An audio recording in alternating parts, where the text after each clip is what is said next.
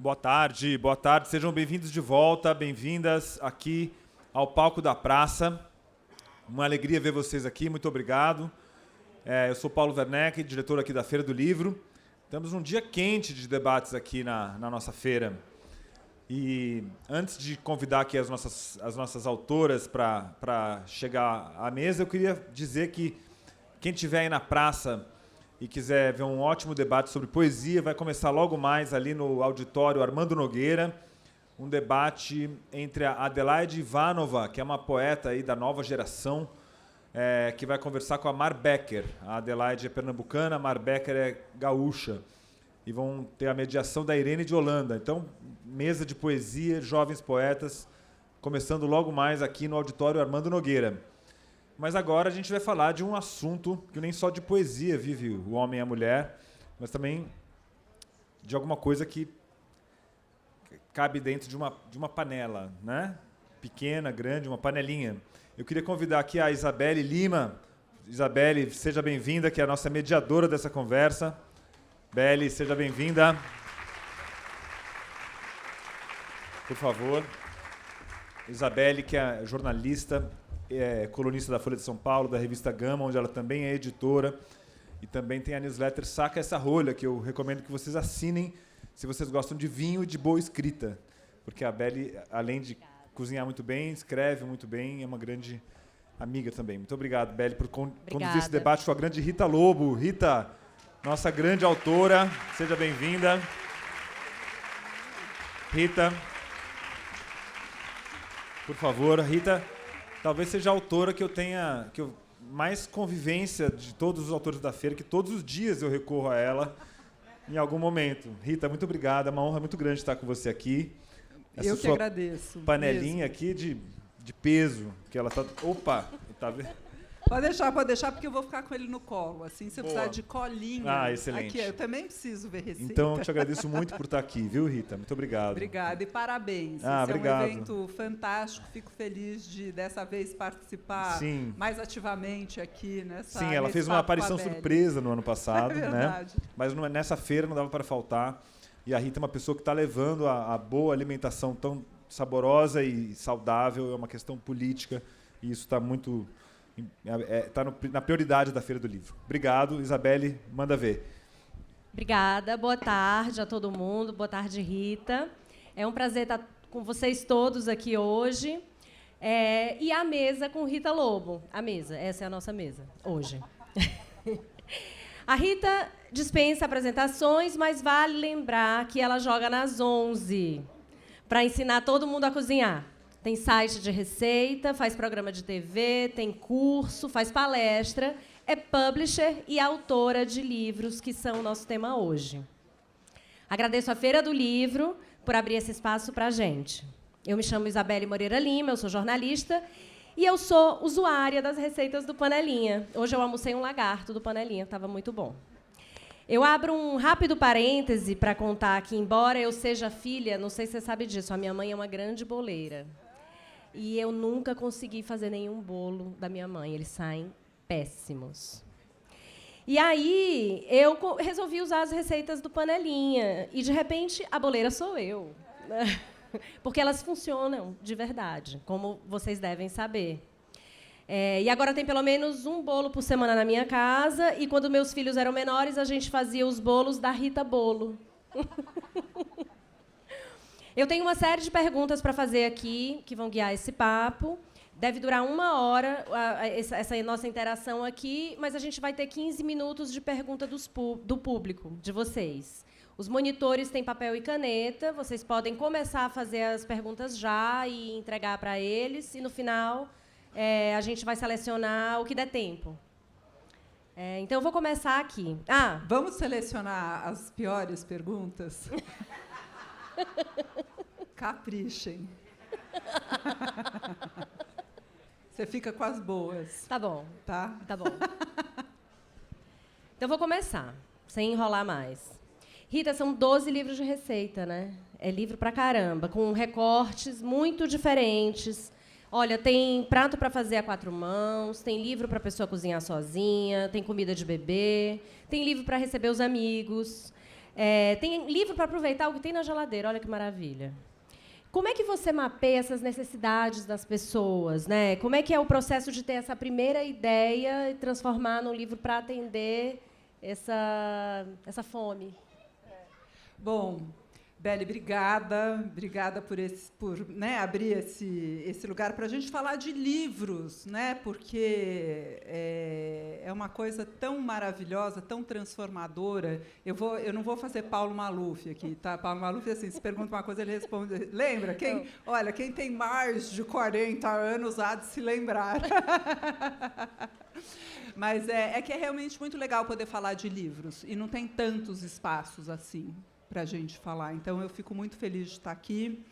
E, sobre a forma da gente mapear, eu vou responder da seguinte forma. O primeiro livro que eu fiz, que chama-se Cozinha de Estar, que é um livro que já passou por várias encarnações, eu não sei nem que edição que ele está, mas eu vou mudando a cada edição.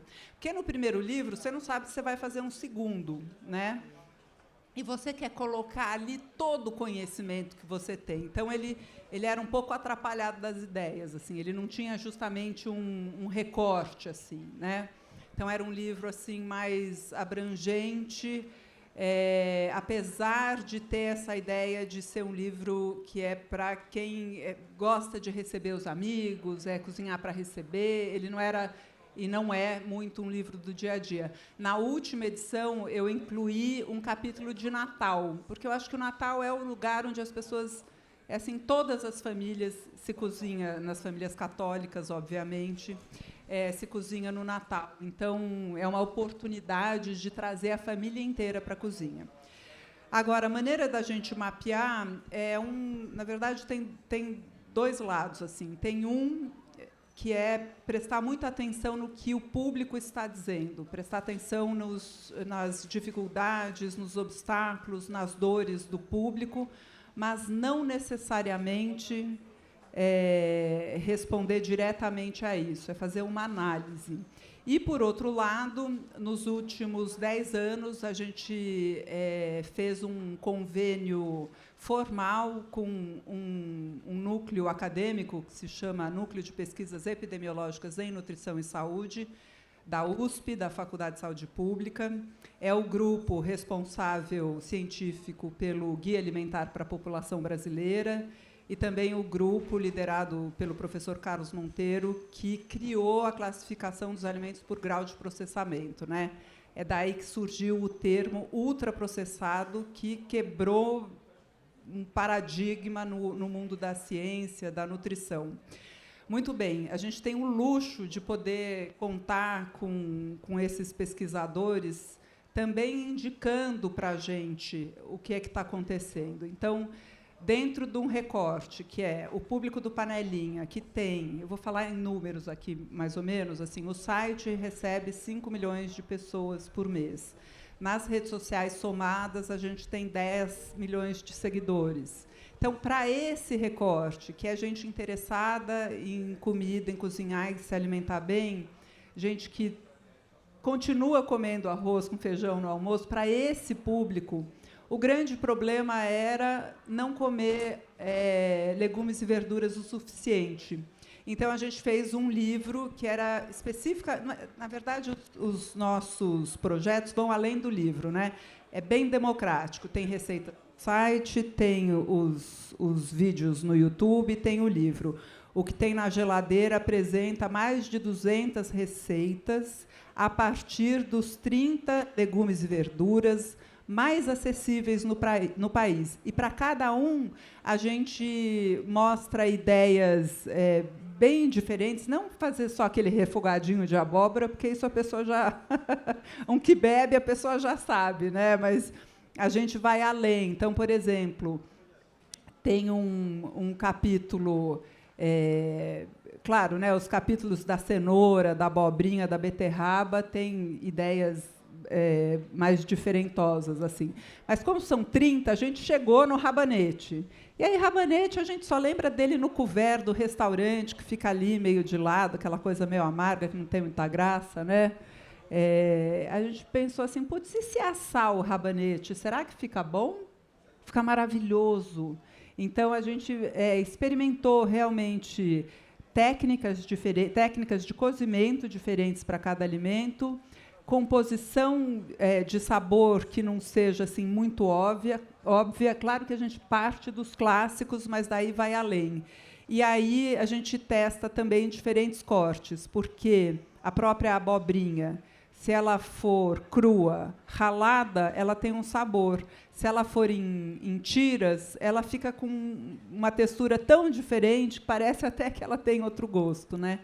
Então, é assim que a gente pensa nos nossos projetos, a partir dos obstáculos que a pessoa enfrenta para chegar na cozinha. Você me deixou um pouco perdida, porque você me deu 2 deixas aqui, eu vou ter que escolher uma rapidamente. Acho que eu vou pela coisa do site. Porque o Panelinha é um site muito completo, né? Tem tudo lá, inclusive algumas das receitas dos livros. Então, por que a gente vai comprar esses livros? O que eles têm, que eles nos oferecem a mais? Comprem Panelinha. Comprem Panelinha. Olha, o site é aquela história, cada tipo... A gente faz muita coisa no Panelinha. A gente produz televisão, produz vídeo para a internet, produz site, produz livro, produz curso. Cada uma dessas plataformas tem uma experiência muito diferente. A pessoa que vai para o site, eu vou pegar o Panelinha a gente deixa para falar depois, porque esse aqui é um livro muito completo, ele é diferente de todos os outros. Mas imagina o seguinte: você acabou de juntar, casar, tico-tico no fubá, não interessa. Então, 2 ali morando juntos, e esse é um momento brilhante para a gente entender que a alimentação não é assunto de dona de casa, é da casa, sem divisão de tarefas. Hoje em dia, o casal, a família, enfim, estará fadada ao consumo de ultraprocessados. Então, o Cozinha a 4 Mãos, por exemplo, que é um projeto que ele é muito focado, é um guia para o casal cozinhar a 4 mãos. Ele vem com o plano de ataque já dividido. Enquanto um corta a cebola, o outro lava as folhas de alface, e assim por diante, né? Esse livro é um guia, ele é uma experiência de começo, meio e fim. Você passando por todos os capítulos, fazendo as receitas, lendo a primeira parte que fala sobre o que é, de fato, alimentação saudável, não dieta da moda, né? Como é essa classificação dos alimentos por grau de processamento, quais são os grupos alimentares que a gente deve consumir, que não por acaso estão no PF, né? São 4, na verdade são 5 grupos alimentares que a gente tem que consumir. Então, quando você passa por essa experiência, você vai ser transformado. Não é só que você vai cozinhar melhor, é também que você vai ter uma alimentação melhor, que você vai conseguir diferenciar comida de verdade de ultraprocessados, e assim fica muito mais fácil fazer melhores escolhas para a sua alimentação. Nas redes é aquele conteúdinho assim raso, né? Eu até tento fazer aqueles vídeos um pouco mais longos de Pense Nisso, que para o nosso público funciona super bem. É um público que gosta de um conteúdo um pouquinho mais profundo. Você não consegue fazer essa experiência dessa maneira. No site, é um lugar para a pessoa consultar. Por mais que a gente tenha os blogs, os especiais, você não consegue dar a mão para a pessoa entrar na cozinha ali e resolver aquela dor específica. Com os livros, a gente consegue. Então, comigo, comprem Panelinha. Funcionou, hein, essa hipnose. Olha, você queria falar um pouco depois, mas talvez eu puxe ele agora. O seu trabalho parece ter tido um divisor de águas quando, em 2014, o livro Panelinha, não esse ainda, o antecessor, foi indicado pelo Guia Alimentar para a População Brasileira, que é um documento oficial do país, feito por cientistas. E aí ficou mais claro o lado político e ativista do seu trabalho. No novo Panelinha, na introdução, você escreve alguns dos seus mantras, que é a divisão de tarefas, que você falou aqui, a importância de todo mundo ir para a cozinha, de como cozinhar devia ser como ler e escrever. Todo mundo devia saber. Como é que essa consciência mudou os seus projetos? E essa indicação também? Bom, primeiro foi uma honra, né, ter o seu trabalho reconhecido, o único livro brasileiro indicado no Guia Alimentar, que é um documento oficial do país, né? O guia, apesar dele ser chamado guia, apesar de falar que ele é para a população brasileira, os guias eles são muito pensados para orientar políticas públicas, para falar com profissionais da saúde, né? Ele não fala tanto com o indivíduo, mas de todo modo, assim, para a gente foi uma honra muito grande. Curiosamente, quando você olha assim as diretrizes do guia e pega o Panelinha e vê ali os 10 passos, a gente está falando da mesma coisa, só que com uma gigantesca diferença é que não o termo ultraprocessado ele foi, digamos assim, cunhado, né, por esse grupo no PENS, pelo professor Carlos Monteiro, e ele até 2014 ainda não existia muito.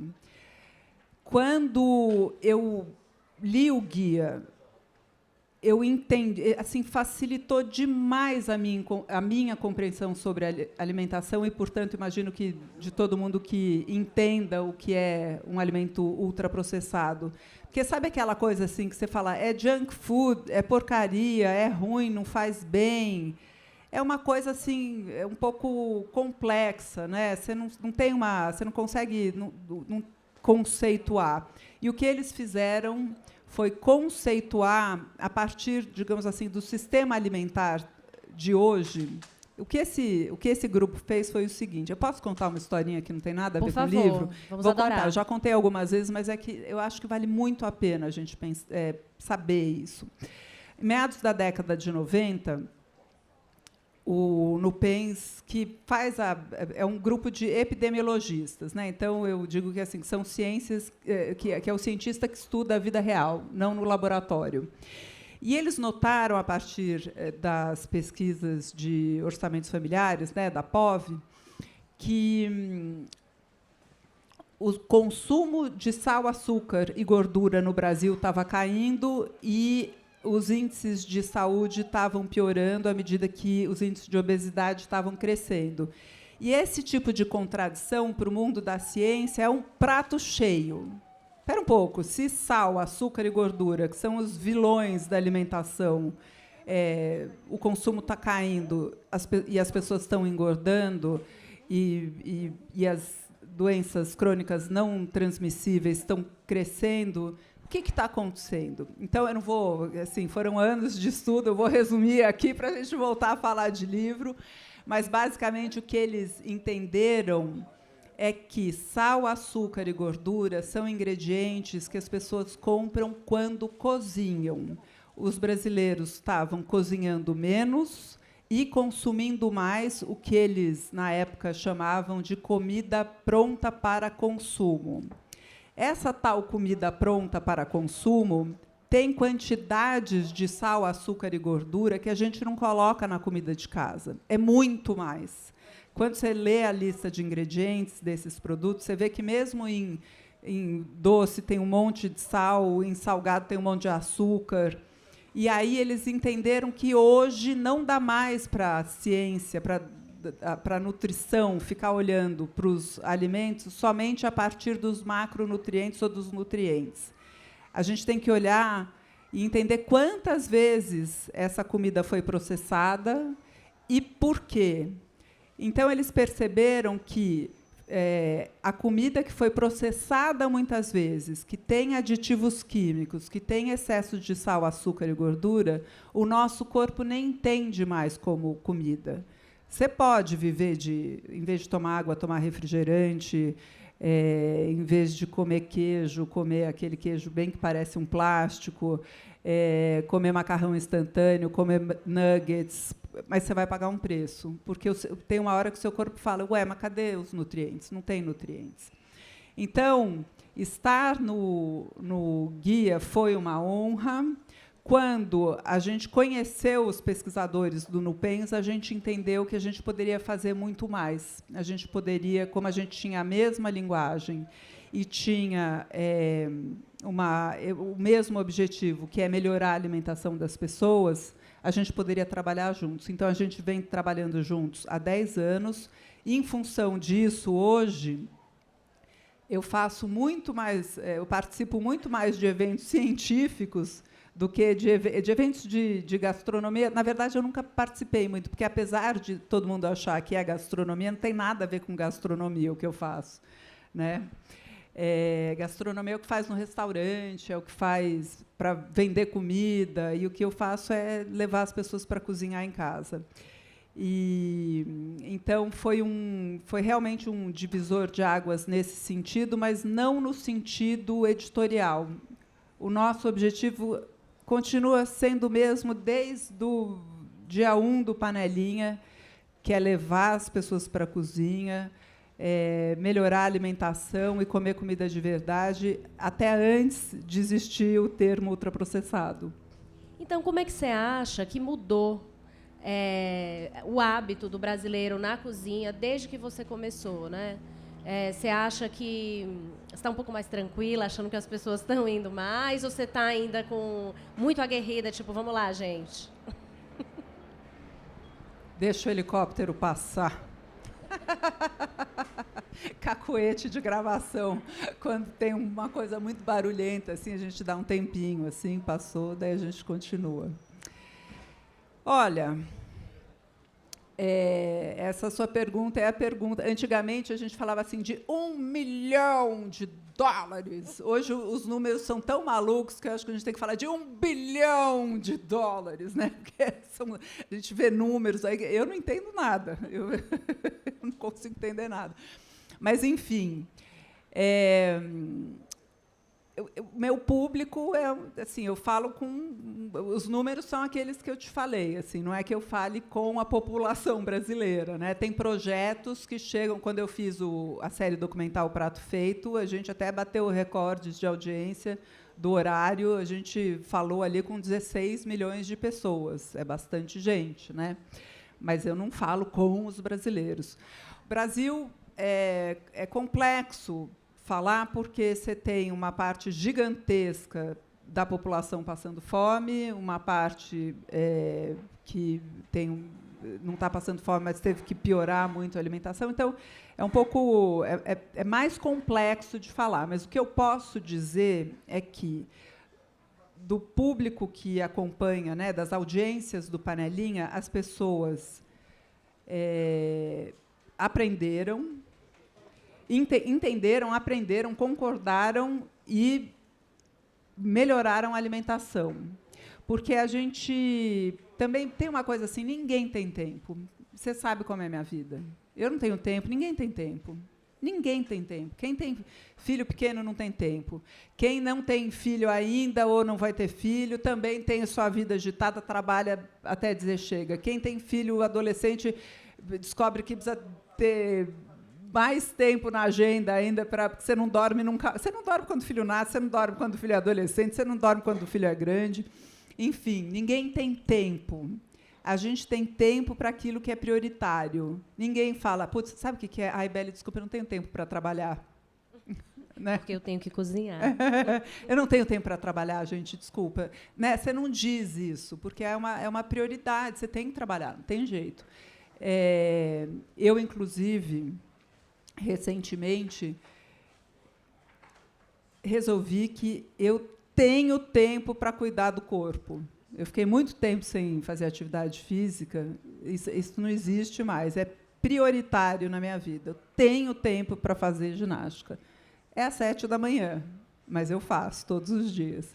Então, tem uma chave que a gente tem que virar em relação à alimentação, porque tem essa indústria de ultraprocessados que tentou contar para as pessoas que, olha, não precisa cozinhar, não perca seu tempo com isso, a gente entrega a comida pronta e muito mais gostosa. E sem você ter que fazer bagunça na cozinha, e sem correr o risco de ficar ruim, a gente entrega tudo pronto.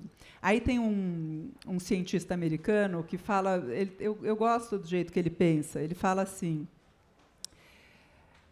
no Ocidente, os seres humanos fizeram um experimento científico, que era o seguinte: vamos tentar viver sem cozinhar, comendo comida pronta. Não deu certo. Em todos os lugares que as pessoas pararam de cozinhar, como nos Estados Unidos, na Inglaterra, que as pessoas consomem mais de 50% das calorias vêm de ultraprocessados, os índices de saúde são péssimos. Então, a gente descobriu que era mentira, não dá. A gente tem que cozinhar, tem que comer comida de verdade. O corpo não entende ultraprocessado como comida. E, em função disso, eu acho que a gente tem que virar essa chave, sabe? Tem que ser prioritário. Então, esse público está entendendo que cozinhar é uma prioridade. Agora, as pessoas mais jovens, por exemplo, que estão muito distantes de pensar, né, da finitude, né, que a gente vai acabando, as dores vão chegando. É difícil você falar de alimentação saudável. Talvez a forma de falar seja que, olha o tanto de plástico que tem no oceano dos alimentos ultraprocessados. Talvez seja esse jeito. Mas agora eu dei uma viajada. Vamos voltar para os livros. Vamos. Eu acho que eu quero falar sobre O que Tem na Geladeira, que é um livro que você já mencionou aqui, mas é muito esperto. Porque, assim, nada me dá mais preguiça do que pegar uma receita e tem 10 coisas, eu não tenho 7 em casa, né? Dá um certo desespero. E você precisa resolver rápido, você precisa... Às vezes, você não consegue planejar. Então, embora, né, para cozinhar bem, a gente tem que planejar um pouquinho, pelo menos. Mas como é que você chegou a esse livro, a esses ingredientes? E como fazer coisas diferentes sem exigir tanto da despensa e da geladeira de cada um? Essa é uma premissa, na verdade, né? Ter receitas que, não exijam muitos ingredientes, assim, no dia a dia. 2, não exijam muita habilidade das pessoas, porque não necessariamente as pessoas sabem cozinhar. Então, O que Tem na Geladeira é esse livro que ele parte de 30 hortaliças mais comuns no país. Isso foi pesquisa mesmo para a gente ver no Brasil todo, nas feiras, quais eram os mais comuns. 30 é bastante, né? Então deu para incluir. Não tem aspargos, mas tem rabanete. Mas ainda bem, né? Porque olha o preço do aspargo. Não, mas por isso mesmo. Não tem aspargos, mas tem rabanete. A gente tem tem repolho, tem acelga, tem couve, espinafre, berinjela, cenoura, cebola. Nossa, tem uma salada que é o seguinte: é a cebola grelhada. Só isso, corta em rodelas, grelha e tempera. Você não sabe o que fica boa, tem um temperinho ali, são pequenas coisas assim que transformam. Quando você grelha o alimento, ele fica com aquele sabor meio caramelado, assim, vira uma outra coisa. Mas, enfim, nesse livro, ele tem algumas pegadinhas no bom sentido.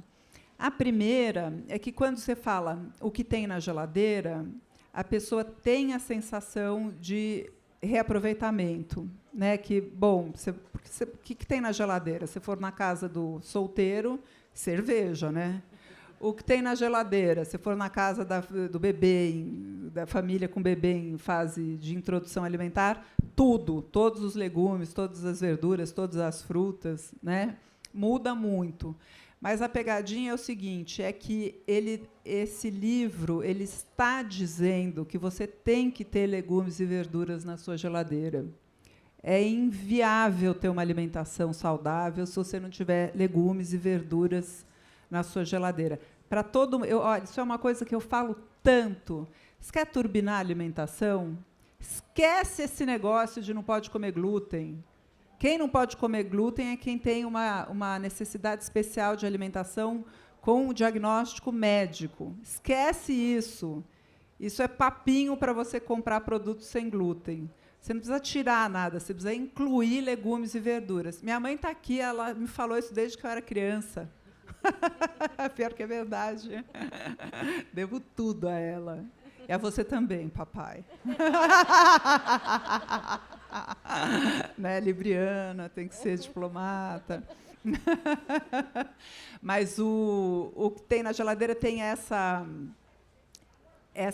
mostra na prática é o seguinte: você tem que ter legumes e verduras. E aí, quando você tem legumes e verduras, pode bater aquela monotonia. Putz, de novo, cenoura ralada na salada. Ai, que coisa chata. Ah, não, desculpa. Eu tenho preconceito com cenoura ralada na salada, desculpa.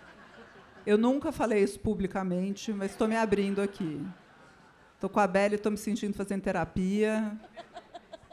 Eu tenho problemas com cenoura ralada na salada. Problemas? Mas nem com aqueles molhos lá que você ensina? Não precisa ser ralada? Não dá para fazer um corte mais interessante? Entendi. Umas um palitinho. tiras, palitinho. Não, cenoura crudité para você passar num molhinho de iogurte drenado, assim, um queijinho azul, se der. Um salzinho grosso. Ah, não, cenoura ralada. E beterraba ralada. Não, não, não. Em compensação, uma beterraba assada com um molhinho de balsâmico, uma cenoura. Ai, estou ficando com água na boca. Cenoura que você corta em pedaços grandes e você deixa grelhando até ela ficar bem dourada e joga uma manteiga, um pouco de mel e serve. Nossa, vira outra coisa. Então, assim, comer legume e verdura não significa comer chuchu refogado, salada de cenoura ralada e pepino, sei lá como é que pepino para mim pode ser de todo jeito. Eu adoro pepino. Adoro resolver um pepino, querida. Mas o que tem na geladeira é isso. E aí tem muitas ideias legais. O Dan Stubach, uma vez eu participei daquele programa dele, do Fim de Expediente, e ele falou assim: eu liguei a televisão, você estava fazendo uma receita com repolho. Eu abri o livro, tinha uma receita com repolho. Eu fui no Instagram, você estava mostrando uma receita com repolho. Qual é o seu problema? Eu odeio repolho. Eu falei, qual é o seu problema? Mas, por exemplo, repolho raladinho, assim, cru, fora que é uma guerra, né? Não sei se você me entende. Claro. Mas vira uma guerra, assim, lá dentro. São João! É São João, minha gente, né?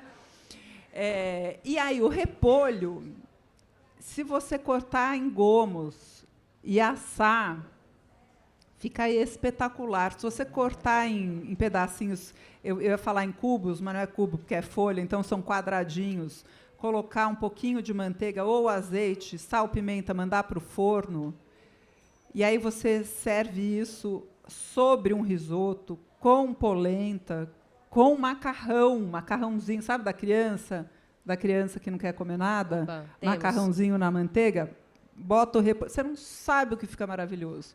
Então, são coisas simples de fazer e que transformam a alimentação, porque a gente precisa comer pelo menos 2 hortaliças em todas as refeições.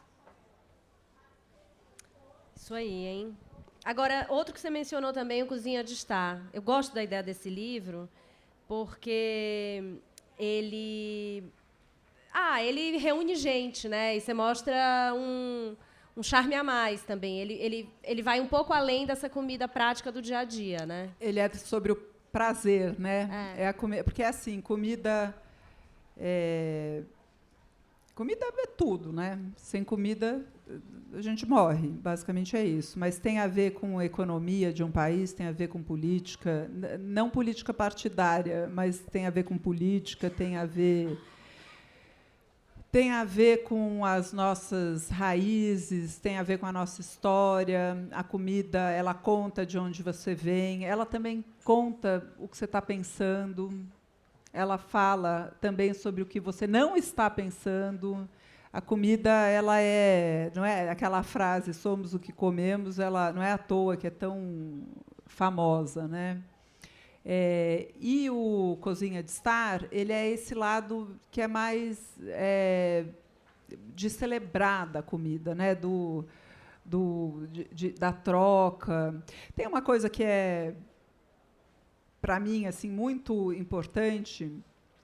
Quando eu era pequena, e ficando adolescente, tinha uma coisa, pai, que na época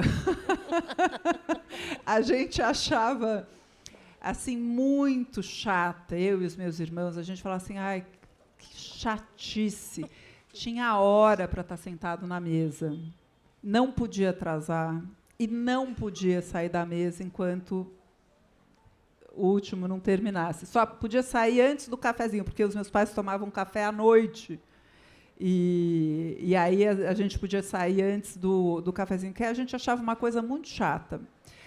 Porém, essa hora do almoço, do jantar, é a hora que se troca, é a hora que você aprende a discordar, é a hora que você aprende a ouvir, é a hora que você aprende a falar, é a hora que você aprende a trocar, é a hora que você aprende que de vez em quando tem que baixar a cabeça mesmo, é a hora que você aprende que às vezes tem que levantar a voz mesmo, é a hora que você aprende que de vez em quando tem que falar, não pode mais, vou sair, sim, quero ver me segurar, né? Assim, a gente tá aí, a gente aprende tudo isso à mesa.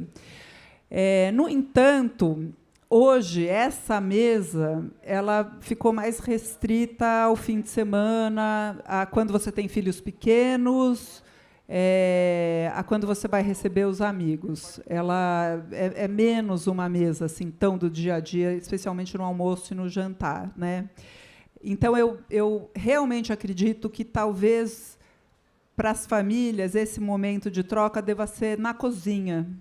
Esse momento que a gente tinha na mesa, hoje ele deva estar na cozinha. É uma maneira ali de ensinar uma habilidade que as pessoas precisam desesperadamente aprender para ter uma alimentação melhor e uma vida melhor, porque também é um momento que te obriga a desligar. Quando você está na cozinha, se você não está prestando atenção minimamente em alguns momentos ali daquela atividade, ou você se corta, ou você se queima, ou você salga 5 vezes a comida, ou você coloca açúcar em vez de sal. Então, ao mesmo tempo que você dá uma desligada, é um momento que você ensina pelo exemplo, sabe? Você mostra a importância da alimentação, mostra a importância da família, de estar junto. Então, acho que tem essa troca assim, de um lugar que era da mesa e um lugar que foi para a cozinha. Deveria, pelo menos, é assim que eu enxergo. E o Cozinha de Estar, ele é aquele momento que você vai receber para os seus amigos, que é muito legal também, né? Você pensar que você sabe ali que tal amigo gosta de tal coisa, você vai fazer.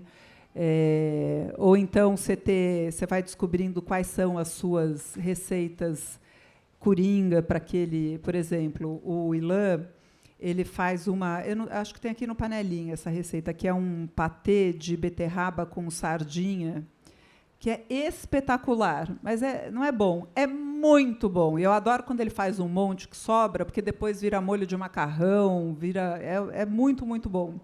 E é uma receita, por exemplo, que ele descobriu que é a receita que ele gosta de fazer, sempre, independentemente de qual seja o cardápio, tem esse patezinho. E daí, em vez de pão, são umas galetezinhas de mandioca.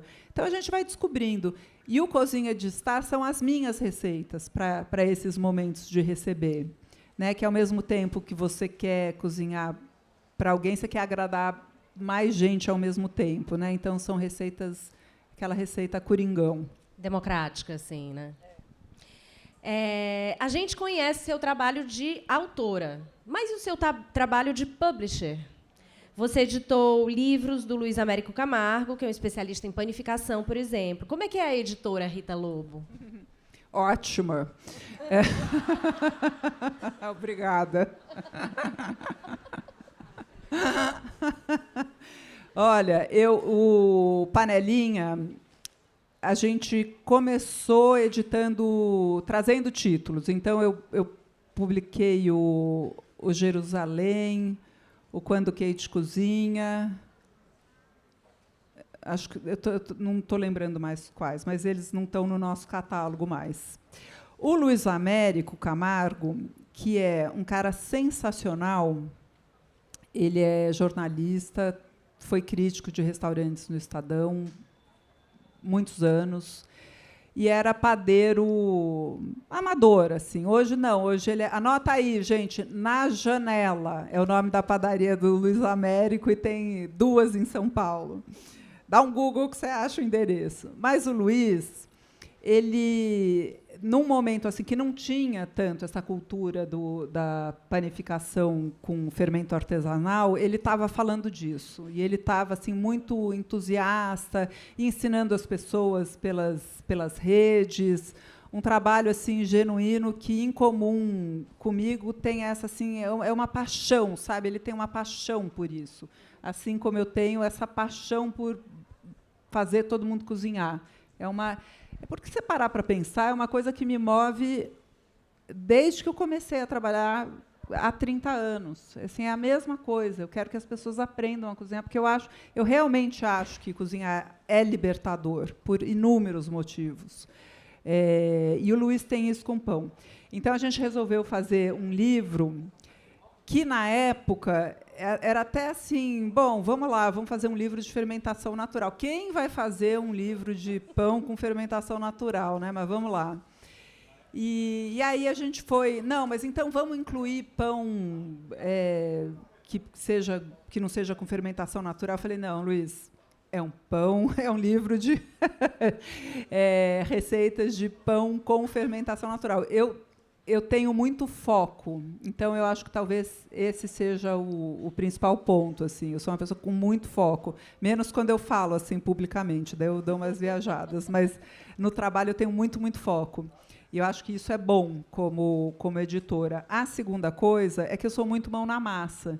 Então, por exemplo, eu participei da produção de fotos. A gente fez na minha casa o livro do Luiz, a produção das fotos. E eu tenho uma ligação assim bem forte com direção de arte. Eu adoro direção de arte. Então, nos 2 livros do Luiz, eu pus bem a mão na massa, a gente ia conversando, e é claro que você tem que fazer uma interpretação. Por exemplo, eu fiz um livro da Paloma Jorge Amado, que, enfim, eu tive uma ideia, assim, sabe aquela baiana de branco? Sim. Né, que tem a baiana toda de branco, muita renda, muito ouro, prata, tudo. Eu falei, o livro tem que ter essa cara. E aí eu fiz aquele mood board que a gente faz, mostrei para a Paloma, ela falou, nossa, assim, eu não teria pensado desse jeito, porque eu tenho o meu jeito é uma forma para mim de comunicar pelas imagens, assim, é uma coisa que eu gosto muito. Então, acho que, como editora, eu tenho essa característica, assim, foco, até porque eu fiz esse erro no meu primeiro livro, de querer falar de tudo, e não dá para a gente falar de tudo, tem que ter foco, porque o livro tem que ter uma experiência ali, a pessoa tem que sentir. Eu acho, um livro bom é uma coisa que te transforma, seja ficção, seja não ficção, seja culinária, seja gastronomia, seja vinho. De alguma forma, aquilo tem que te transformar. Então, eu acho que quanto mais focado, assim, mais chances tem. Porque a gente é multitarefa, está fazendo um monte de coisa ao mesmo tempo. Então, se naquele momento o livro te obriga a dar um mergulho num assunto, você tem mais chances de ser transformado. E a parte visual, que para mim é muito importante, então, nos 2 eu botei bem a mão na massa. E nos meus livros eu faço isso também. Eu sou bem mão na massa, eu sento com o diretor de arte para dizer, olha, eu vi essa referência, eu vi isso, aquilo, estou pensando nisso, e trabalho com gente muito legal, que também colabora muito e traz ideias incríveis. Eu aprendo demais com os profissionais que fazem livros, e com todos que eu trabalhei, com todos eu aprendi. Legal. Rita, e no ano passado você reeditou justamente o seu Panelinha, que você, numa versão renovada, expandida, você disse que considerava esse o seu livro definitivo. Então, eu tenho algumas perguntas a partir disso. A primeira tem a ver com essa coisa do foco que você falou. Esse é um livro que eu não sei qual é o foco, a mim me parece que você está pegando na mão e diz, vem cá, você vai conseguir fazer qualquer coisa. Mas ele é muito amplo. Amiga.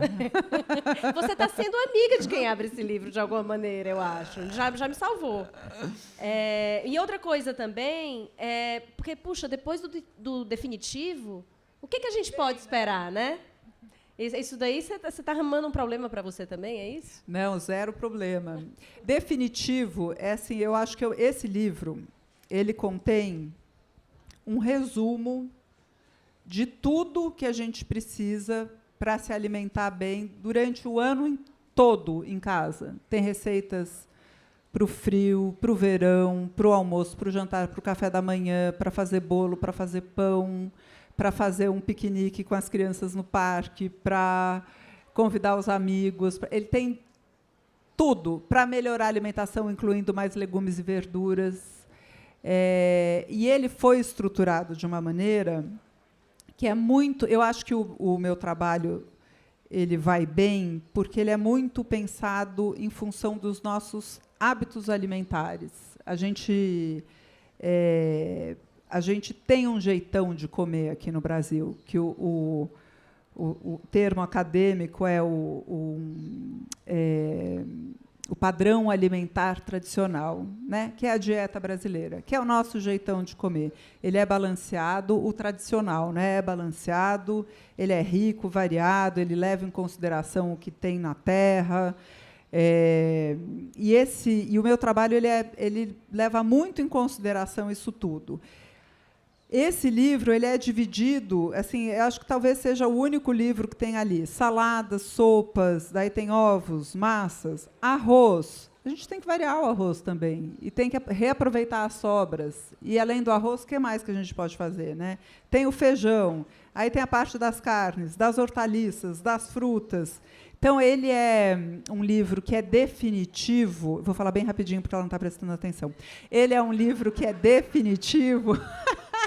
Estou brincando.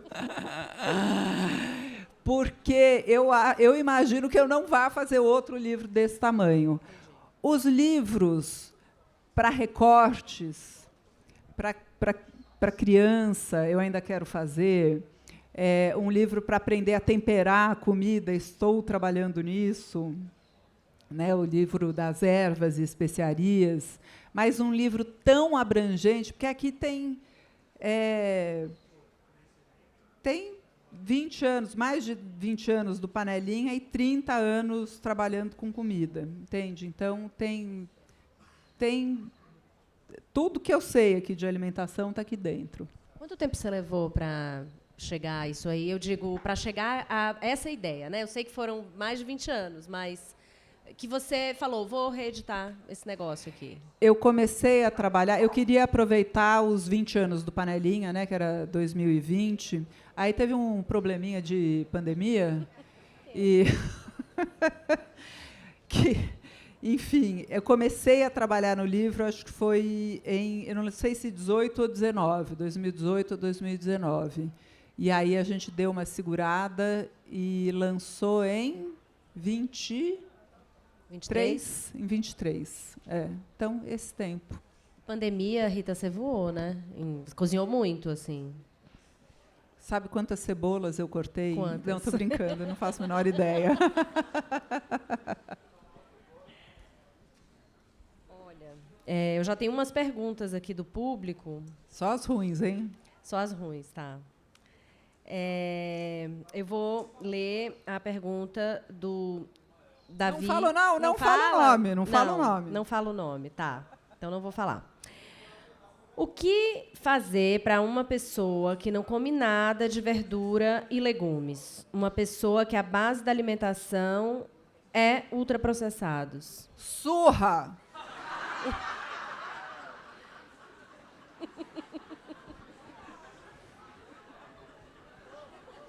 Né, mãe?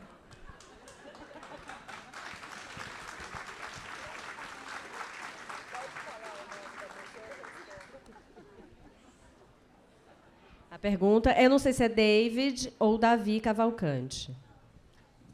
Davi.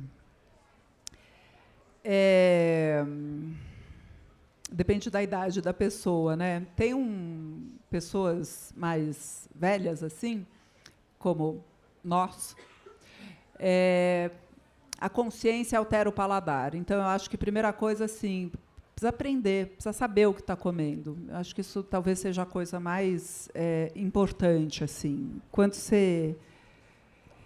Eu já contei essa história muitas vezes, mas é que eu acho que ela representa bem esse padrão da indústria de se entranhando na alimentação das pessoas da indústria de ultraprocessados, sem que elas percebam. Uma amiga queridíssima, a gente estava fim de semana na casa dela, fora de São Paulo, e ela virou para mim e falou assim: mas por que você fica falando tanto desse negócio de ultraprocessado? É chato, eu não conheço ninguém que come ultraprocessado. Lá no trabalho, todo mundo leva marmita, ninguém come ultraprocessado. Eu falei, legal, anotado. Obrigada pelo toque. Beleza, vamos lá. A gente estava fazendo um risotinho, comeu, bebeu, dormiu, acordou. Café da manhã. Pão de forma, suco de caixinha, requeijão, geleia, cereais matinais, leite. Aí eu falei para... Não posso falar o nome. Pega o pão para mim... Isso, agora vira e lê a lista de ingredientes.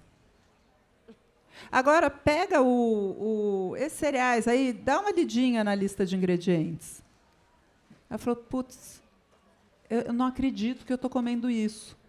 Eu não sabia. Eu sei que você não sabia, as pessoas não sabem mesmo, né?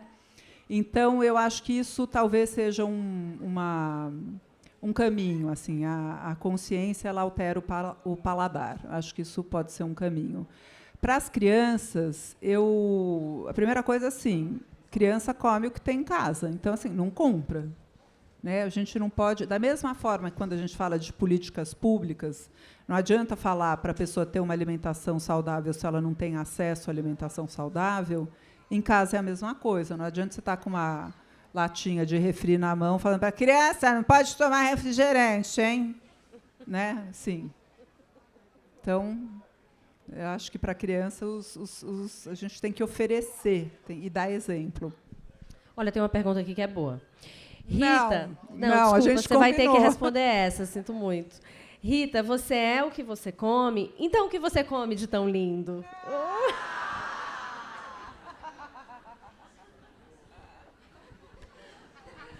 Obrigada, Fá. Aposto que foi minha amiga que fez essa. Obrigada. E eu tenho aqui uma pergunta de uma jornalista que adora a alquimia do cozinhar e gostaria que você falasse sobre a cozinha como lugar onde a economia do cuidado acontece. Qual a importância do cuidado, da afetividade, como esse cuidado impacta a vida da sociedade e como valorizar esse cuidado e esse lugar. Eu espero que eu esteja valorizando com o meu trabalho.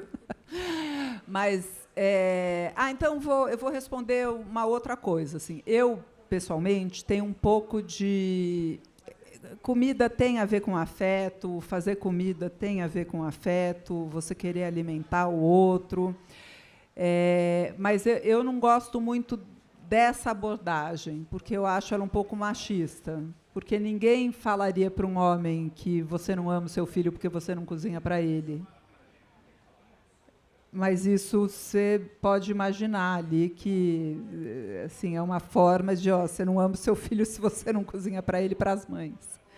Então eu tenho um pouco de pé atrás assim com essa ideia do cozinhar como esse primeiro recorte assim do afeto. Eu acho que em primeiro lugar é sim uma forma da gente cuidar do outro, mas de se cuidar também. Mas eu não acredito em alimentação saudável na família se não houver divisão de tarefas. Eu realmente não acredito.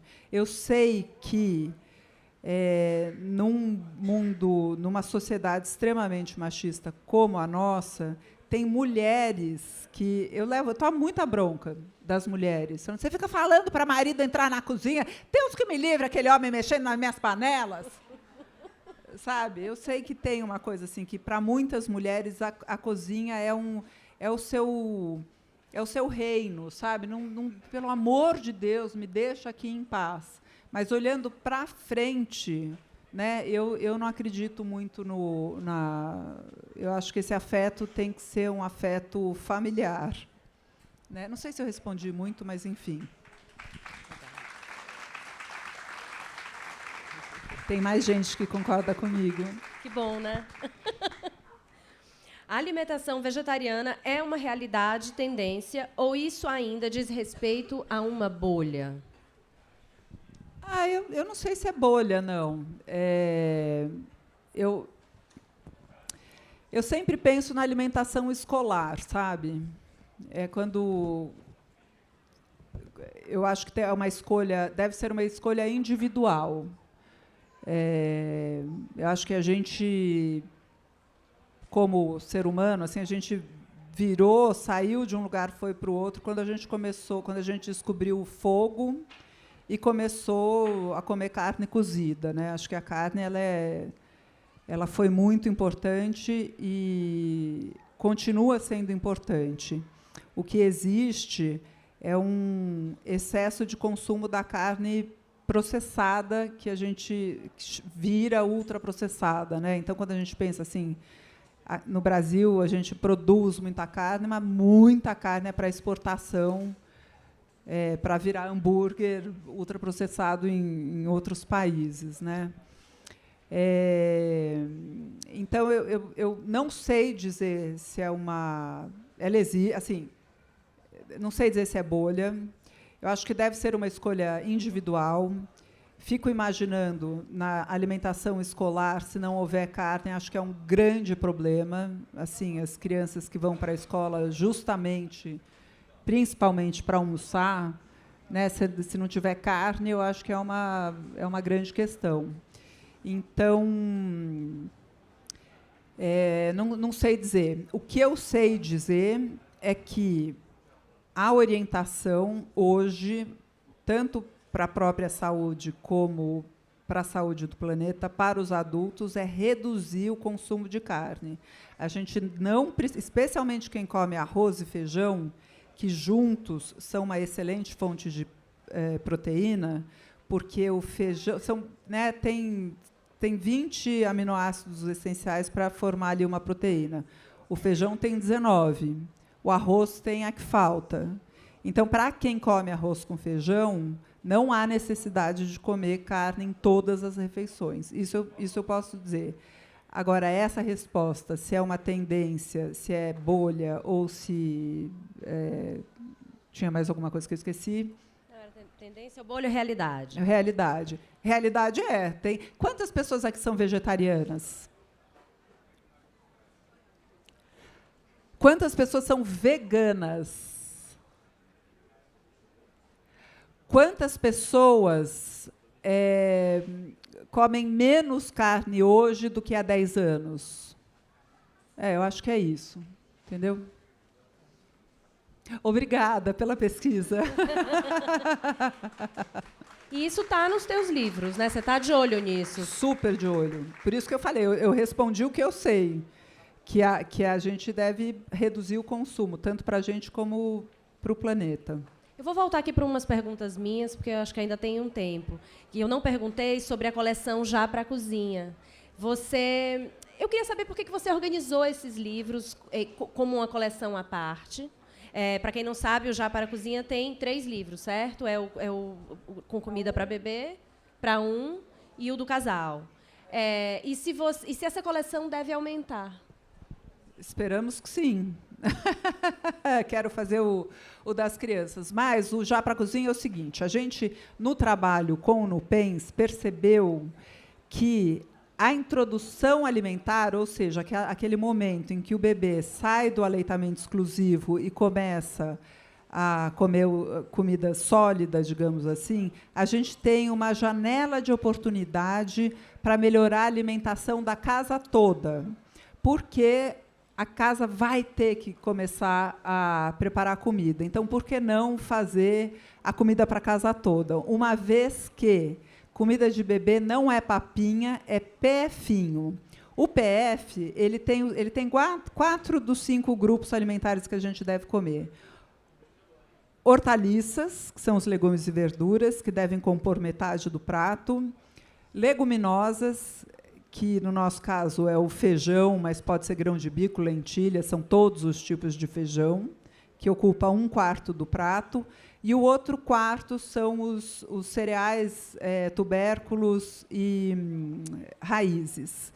Arroz é um cereal, mas se a gente quiser comer arroz com macarrão, se quiser, pode. O importante é você dividir o espaço, aquele 1/4 que é destinado ao arroz. E o brasileiro come muito arroz com farofa, com farinha, com batata, né, que são alimentos do mesmo grupo. Para quem quer manter uma alimentação balanceada, pode. O importante é você manter essa proporção. Metade do prato hortaliças, 1/4 cereais e raízes e tubérculos, o outro leguminosas, que são os feijões. Para quem come carne, divide, tira um pouquinho do feijão e põe carne, mas carne sempre pouquinho. Não precisa ser, né, aquela coisa, a picanha fatiada no prato. Agora, então, a gente entendeu ali que era uma maneira da gente entrar na casa e melhorar a alimentação da casa inteira. E assim nasceu o Comida de Bebê. Só que, nessa reflexão, a gente ficou imaginando assim, que outros momentos, que outros recortes a gente tem para dar uma resposta específica que resolva a alimentação da pessoa. Porque a casa de quem mora sozinho, a alimentação é muito diferente da casa de quem tem 2 filhos adolescentes. Quem mora sozinho precisa fazer uma escolha de hortaliças, por exemplo, que você consiga manter um relacionamento, porque o repolho vai ficar quase 1 mês na geladeira. Então, a gente tem que pensar em legumes e verduras que durem mais tempo para propor para a casa do solteiro. E, além disso, tem que ter uma variedade grande de receitas com esses alimentos. E a gente precisa fisgar a pessoa com a grande dor dela, que é lavar louça. Solteiro detesta lavar louça, pensar em cozinhar para lavar louça, e depois tem que lavar um monte de louça, não tem ninguém para ajudar. Então, a gente começa o livro com receitas em uma panela só. Aí a gente já ganhou ali a pessoa que também já ganhou alguma experiência na cozinha. Aí sim a gente pode lembrar que você não precisa cozinhar só o que você vai comer naquela hora. Você pode cozinhar mais para congelar ou para transformar em outras preparações mais para diante na semana. Assim como, para um casal, você tem 2 pessoas ali. Então, você pode propor uma variedade de receitas muito maior, porque 2 na cozinha não necessariamente vão cozinhar na metade do tempo, mas é quase. É quase na metade do tempo. Então, dá para você ter uma variedade muito maior. Então, para cada um desses perfis, a gente fez como se fosse um guia mesmo culinário, né, para você resolver a alimentação em casa, que ajuda a fazer melhores escolhas fora de casa também, porque você meio que faz as pazes com a comida de verdade. E aí a gente decidiu lançar uma coleção à parte dos livros da editora Panelinha, lembrando que a editora Panelinha é uma parceria com o Senac, que é um parceiro incrível nosso de muitos anos, que viabiliza esses livros gigantes terem preços muito competitivos. E, além da editora Senac São Paulo ser a nossa parceira nos livros, o Senac é nosso parceiro na Escola Panelinha também. E esse próximo livro que eu estou trabalhando, que é o nome do curso é Aprenda a Temperar com Ervas e Especiarias, que é um grande choque para muitas pessoas, quando elas falam assim, mas espera aí, tempero pronto é ultraprocessado? Então, como é que eu vou temperar a comida? Com ervas e especiarias. E aí esse livro tem o curso, e a gente está fazendo o livro agora, baseado nessa experiência de bastante sucesso. Muito bom. A gente ainda tem 5 minutos. Eu vou fazer só mais uma para advogar em causa própria, que é o de criança. Eu vejo um desafio aí para você.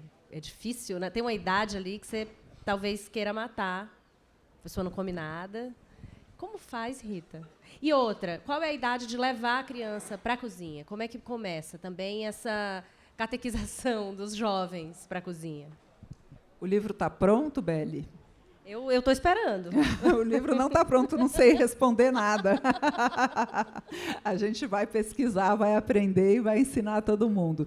Eu acho que é um grande desafio, porque, primeiro, você tem que entender, assim, numa casa em que os pais cozinham, as crianças provavelmente já estão cozinhando mais do que numa casa em que pais não cozinham. Depende também um pouco das habilidades. Então, o que eu sei é que, claro que tem uma coisa de faixa etária, mas tem também de habilidades da criança. Ai, gente, vamos fazer assim para ver se esquenta a mão? Vamos, todo mundo, vai. Eu tenho uma ideia, uma panelinha tão grande que você pode usar como parede, assim, do lado, sabe? Assim. A paredinha. Gente, hoje está friozinho. Aliás, então, só para... Não sei ainda responder, a gente está pesquisando e vai chegar lá. A gente, no Panelinha, a gente flerta com esse assunto, sempre perto do Dia das Crianças, a gente põe um monte de conteúdo relacionado a isso, sugerindo receitas, sugerindo ideias, falando de ideias de lancheiras, ideias de como ir trazendo, né? Mas aquelas coisas mais clássicas, né? De vamos fazer nhoque, a criança faz... Porque a criança gosta de brincar, fazer pão, fazer bolo, fazer massinha, né? Isso é uma coisa que as crianças gostam bastante. Voltamos a Rita Bolo. Rita Bolo. Tem uma amiga minha que faz personagens, ela fez uma vez a tia Rita Bolo. Mas, enfim, como a gente está chegando aqui ao fim, eu vou aproveitar e agradecer demais todo mundo que saiu de casa nesse frio para vir aqui, para nos ouvir conversando, né? E, mais do que isso, prestigiar esse evento incrível, que eu assim torço muito para que tenha uma vida muito longa. E vou aproveitar também para falar que eu admiro demais o seu trabalho. Você escreve maravilhosamente bem. As melhores entrevistas que eu dou são para você.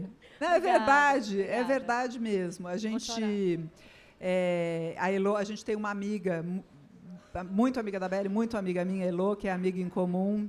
A gente vive trocando conteúdos. Você viu o que a Beli fez? Você viu que ela falou de tal vinho? Você viu? Ai, vamos ver, será que dá para comprar? Será que a gente acha? A Elo mora nos Estados Unidos, então a gente fica nessa troca. Então, além de agradecer a todos que estão aqui, queria agradecer demais também, obrigada, pelo seu trabalho, que nos inspira a fazer melhores escolhas para harmonizar com as receitas do Panelinha. Obrigada, Beli. Obrigada, Rita. Gente, obrigada.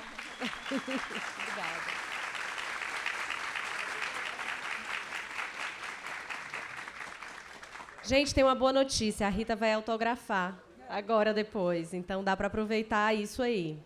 Em nome da Feira do Livro, eu quero agradecer a todos vocês que vieram hoje assistir essa conversa e a Rita por esse trabalho incrível que ajuda todo mundo. Eu corrigi a minha cobertura do bolo de cenoura essa semana. Muito obrigada.